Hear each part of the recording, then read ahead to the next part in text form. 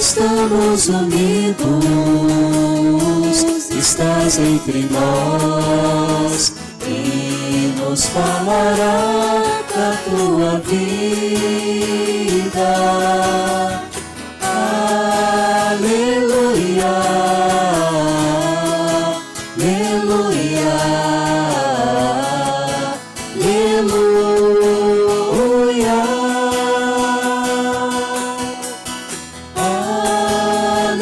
aleluia, aleluia, aleluia.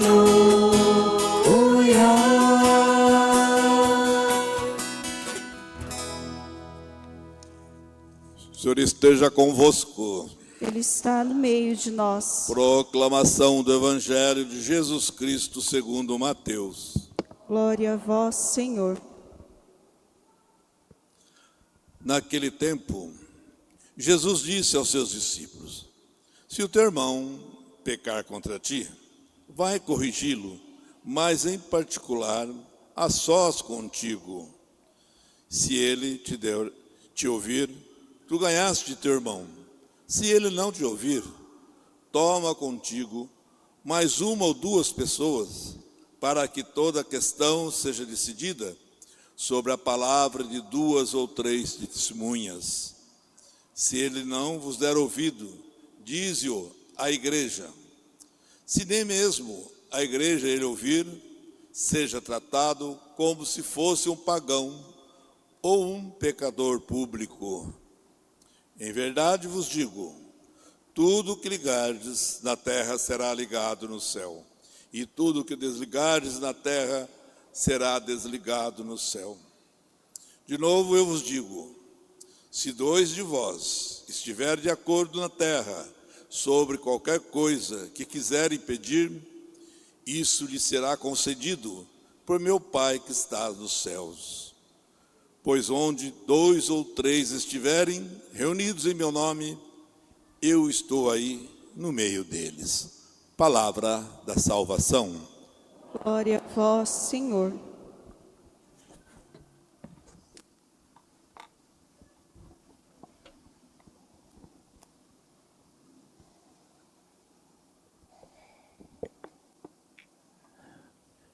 Irmão, irmã, a palavra de Deus é direção, ela nos exorta, nos corrige, mas também nos forma. Diante de tantos dilemas e conflitos que nós vivemos em família, em comunidade, em sociedade, a palavra de Deus vai nos apontar caminhos para que nós possamos superar essas dificuldades. Esta palavra está presente na vida. O que nós precisamos é acolhê-la e traduzi-la em atitudes. Somente o amor é capaz de superar as dificuldades. E dificuldades que por vezes são geradas pelas feridas que as pessoas já trazem em si, e que num dado momento, quando elas entram em atrito com alguma questão, isso começa a doer mais, e daí as pessoas reagem. E algumas pessoas às vezes reagem de forma hostil, e sem o controle, sem saber por que assim reagiram, justamente porque existem outras coisas dentro delas que precisam de cura. E é por isso que nós devemos permitir que o amor seja a cura para que nós convivamos melhor, no respeito um para com os outros. E a palavra vai falar justamente do amor como o dever que nós temos uns para com os outros. A primeira leitura diz assim: a única coisa que nós devemos uns aos outros é o amor. É o resumo de todos os mandamentos. Quem ama, procura ser fiel. Quem ama, não vai se apossar daquilo que pertence aos outros. Quem ama, consegue se alegrar quando alguém conquista algo com dignidade, com esforço. Quem ama, respeita o outro, como gostaria de ser respeitado. E a palavra de Deus nos deixa muito claro que não importa apenas que nós sejamos pessoas religiosas, com o cumprimento de deveres religiosos, de nada adiantaria, aliás, de nada serviria tudo isso se nós não tivéssemos o amor. A religião serve para que nós possamos manter a prática do amor, crescer no amor. Então não vamos pensar que é a religião em si que vai nos salvar. A religião, ela traz meios de salvação que devem ser vividos pelo amor. Então a oração tem que ser com amor. O que eu faço pelos outros tem que brotar do amor. Até o meu cansaço ganha sentido se eu realmente vivenciar o amor. Mas nós entramos agora numa seara muito delicada, que é aquela das relações humanas. Nós não vivemos sozinhos. Nós, ainda que não queiramos, estamos numa sociedade. E ainda que as pessoas talvez tentem entrar no seu próprio mundo, elas em algum momento vão se deparar, não é, com o mundo dos outros, que compõem o nosso mundo como um todo. Então viver em sociedade faz com que nós também nos sintamos responsáveis uns pelos outros, como diz a primeira leitura. Ninguém pode se omitir diante do erro de uma outra pessoa. Se você não alertá-la por amor, a responsabilidade também é sua, não é? Agora, se você sabe corrigir, se você ajuda a pessoa a refletir, e mesmo assim ela não quiser nenhuma correção, com o coração endurecido, daí a responsabilidade é toda dela. Somos, de certa forma, responsáveis também uns pelos outros. Não é responsável pela vida do outro, no sentido de querer cuidar da vida do outro, não é? De controlar a vida do outro, não é isso. Nós somos responsáveis uns pelos outros no sentido de ajudarmos uns aos outros mutuamente. Por quê? O que você faz ou deixa de fazer vai refletir em menor ou maior escala na vida dos outros e na sociedade. A tua omissão ou a tua ação, de certa forma, vai alcançar as pessoas. Nós não estamos sozinhos nesse mundo. E é sobre isso que o Evangelho nos fala, nos lembrando que, ainda que nós sejamos indivíduos, nós estamos interligados uns aos outros. Nós somos um corpo. O Evangelho hoje vai nos falar da importância da correção fraterna, do diálogo. Jesus apresenta 3 passos para que nós possamos corrigir com amor. O corrigir a sós, corrigir com mais algumas pessoas e, por fim, corrigir com uma assembleia, uma comunidade e até mesmo junto com uma autoridade, em se tratando de uma comunidade de igreja. Então vamos lá, o primeiro passo. Quem aqui gosta de ser corrigido na frente dos outros? A sensação de ser exposto naquilo que você fez de pior, ou que talvez você tenha escorregado, não é? Tenha tropeçado em uma atitude que foi percebida, é muito difícil. Então, o primeiro passo é, chame a pessoa a sós, converse com ela, é o que Jesus diz, respeitando aquela pessoa. Então, um casal novo precisa tomar cuidado para não dizer de repente determinadas coisas, ainda que talvez seja em tom de brincadeira, diante de outros colegas. Tem certas coisas que se deve dizer um para o outro.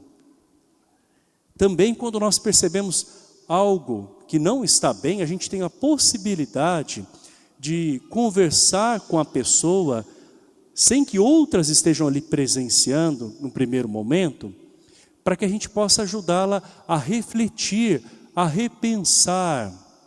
E tem muitas pessoas que conseguem resolver, às vezes, questões que poderiam se complicar, mas que naquele momento de uma conversa, de uma acolhida, se resolve, se soluciona. Mas e se nem isso acontecer? Porque também existem pessoas, não é, que são duronas e não querem dar o braço a torcer por nada. Então quem de fato ama, vai chamar outros mais e pessoas equilibradas, sensatas, que possam ajudar aquele a quem se quer corrigir a refletir. Então não se trata da gente trazer outras pessoas só que concordam conosco, como se a gente estivesse ali numa acusação coletiva. Não é isso. Mas é justamente trazer pessoas que respeitam aquele a quem se vai corrigir, né? Que querem o bem daquela pessoa. Porque quando há mais cabeças ali junto, pensando, não é? E falando de diferentes modos, porque nós somos diferentes na maneira de nos expressar, há a possibilidade de encontrar mais soluções, das pessoas reencontrarem realmente a paz e endireitarem o seu caminho. Então, quem está sendo corrigido pode até perceber, nossa, tem mais gente falando sobre isso. E se sentir alguém especial pelo fato de saber que tem gente que se preocupa com ela. Tem pessoas que querem realmente o melhor para ela. Mas essa não é uma garantia de que, que a pessoa que está sendo corrigida vai então acolher. E pode acontecer que talvez ela não queira mudar. E é nesse momento que Jesus nos propõe, além desse segundo passo, né, de chamar mais 2 ou 3 pessoas, para irmos adiante com o terceiro passo. Se não for possível resolver aquele problema, daí então deve-se envolver outras pessoas, né? Daí, em muitos casos, quem sabe a família, ou a comunidade, uma assembleia, justamente para que aquela pessoa enxergue até então o que ela não está conseguindo ver. E se mesmo assim essa pessoa não quiser, daí Jesus diz que ela seja tratada como uma pagã, como uma pecadora pública. Mas isso não quer dizer excluir a pessoa. Isso quer dizer respeitar a escolha que essa pessoa está fazendo. Agora já não cabe mais a nós, porque cada pessoa vai fazer a sua escolha. Então não se trata de excluir ninguém, mas algumas pessoas, quando tomam algumas decisões, elas mesmas acabam se excluindo, se desvinculando, não é? Então nesse momento é preciso tratá-la como de fato ela está se colocando ali, mas não quer dizer desistir do irmão. Jesus ainda fala, depois desses 3 passos, que se 2 ou mais se reunirem em oração e concordarem em pedir algo, o Pai do céu concederá. Então onde não chegam as tuas palavras de correção, a tua oração chega. Mas eu já falei tanto para o meu filho, né? Eu já falei tanto para o meu amigo, mas eu já tentei conversar de todas as maneiras com aquela pessoa, né, para que ela possa ver, e mesmo assim não adiantou nada. Então, depois de falar com ela e trazer outros para também falar com ela, é preciso falar com Deus juntos. A oração de pessoas que se unem é muito forte. E Deus realmente abre sobre medida, amplia, não é, a sua misericórdia. Porque as pessoas, quando rezam juntas, elas elevam um clamor a Deus que toca o seu coração. É claro que Deus é sempre bondoso, misericordioso, mas quando há mais pessoas pedindo, com certeza, há mais graças também que podem ser acolhidas, porque existem muitos corações dispostos a receber aquilo que Deus tem para dar com generosidade. Por fim, irmãos e irmãs, nós devemos também saber que nem sempre seremos nós aqueles que vão corrigir. Em alguns momentos, seremos nós aqueles que serão corrigidos. E é aí que nós precisamos de maturidade. E não ficarmos na defensiva, armados, como pessoas a quem não se pode dizer absolutamente nada, ou senão como uma pudica mimosa. Sabe aquela florzinha que você encosta um pouquinho, ela já fica toda melindrosa? O cristão não pode ser assim. Quem é adulto tem que ter também a capacidade de ouvir o que o outro está dizendo. Em alguns momentos vai filtrar o que o outro diz, mas precisa pelo menos refletir sobre aquilo que o outro está dizendo, não é? E se aquilo te serve, meu irmão, então faça um bom uso. Se não te serve, então siga adiante. Só que tem uma coisa, se aquilo mexeu com você, tem alguma coisa tua ali. Você pode ter certeza. Seja humilde. Seja humilde pelo menos para investigar no silêncio do teu coração. Calma aí, por que isso mexeu tanto comigo assim? Não é? Claro que tem muita coisa do outro que talvez esteja falando, mas tem coisas que realmente vieram aqui, em mim. Então esta é a hora de se deixar corrigir. É a hora de ter a humildade para ouvir. Contudo, que as pessoas não usem da correção como uma maneira de diminuir o outro. Porque se você, querendo corrigir, acaba machucando, por outro lado, ou fazendo com que o outro se sinta inferiorizado, a correção não tem efeito nenhum. A correção tem que ser fraterna. O que é fraterna? Tem que ser de irmão, de irmã, de pessoa que se importa. Por fim, eu apresento a vocês um exemplo que nós encontramos numa cultura. Antes disso, vamos entender, nós estamos meditando sobre a palavra de Deus. A palavra é o verbo, o próprio Jesus que se fez carne. E o verbo é ação, não é? Comer, correr, viver, é ação. Pois bem, Deus é o verbo que vem até nós. E a Igreja Católica diz que existem nas culturas de todos os povos, até aqueles que ainda não tinham conhecido Jesus, existem sementes do verbo. Então é como se fosse a luz de Deus impressa no coração humano, antes mesmo de Jesus se revelar por inteiro, como ele se revela através da sua palavra. São sementes do verbo. E nós podemos encontrar numa aldeia africana um costume que está muito alinhado com o Evangelho. As pessoas que fazem parte desta tribo, desta aldeia, elas têm o seguinte costume: quando uma mulher vai dar à luz, as amigas, as companheiras, as vizinhas vão até esta mulher junto com ela para o momento do parto, e ali elas compõem uma canção para aquela criança que vem ao mundo.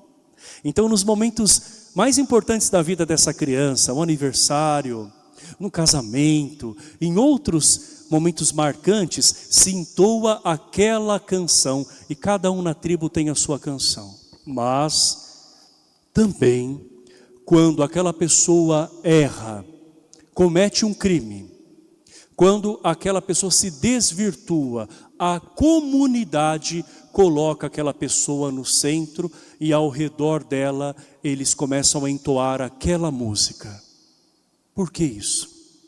Justamente para que aquele que se perdeu possa se reencontrar com a sua essência, possa se redescobrir e ver em que momento se perdeu. A correção acontece aqui a partir do amor, quando as pessoas não ficam apontando apenas o erro da pessoa, mas mostram aonde que ela deixou de acertar e o que ela precisa resgatar na sua vida. Então isso é correção fraterna. Se nós tivermos a capacidade, mesmo que seja no momento tenso, e normalmente os conflitos são tensos, não é? De falarmos para o outro, não só o que ele fez de errado, mas como eu me sinto diante daquela atitude, eu posso ajudar o outro a sair de si mesmo e ser mais empático. Quando nós mostramos que tem outras pessoas que estão ali, não para condenar, não é para julgar, mas para ajudar a pessoa que está sendo corrigida a olhar por outra ótica, existe ali a possibilidade de mudança, de transformação. E mais ainda, quando nós vemos que existe uma igreja que com amor nos olha, porque hoje a grande ferida de muitas pessoas é de não serem vistas, de se sentirem abandonadas e rejeitadas. E quanto mais elas se sentem rejeitadas, mais rebeldes elas se tornam, né? E às vezes mais elas manifestam essa ferida, às vezes indo de frente com os outros, batendo de frente ou se enrijecendo e se fechando. Quando alguém se sente amado por outros mais, e até mesmo vê que as pessoas colocam um certo limite, mas por amor tem a oportunidade de se regenerar.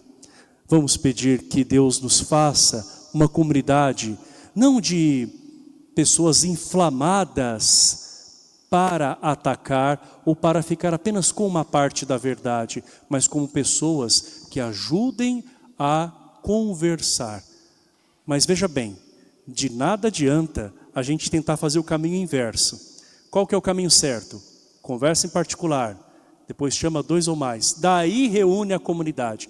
Tem pessoas que vão por outro caminho, vê o erro de alguém e começa agora a espalhar para todo mundo que está errado e tenta encontrar muitos aliados para mostrar para aquela pessoa que o erro está ali. E daí já não há mais correção.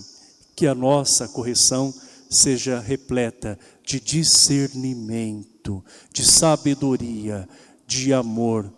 E nós que somos aqueles que recebem a correção, sejamos também dóceis, humildes, honestos, sinceros conosco mesmo, com Deus e com aqueles que nos amam e querem o nosso bem.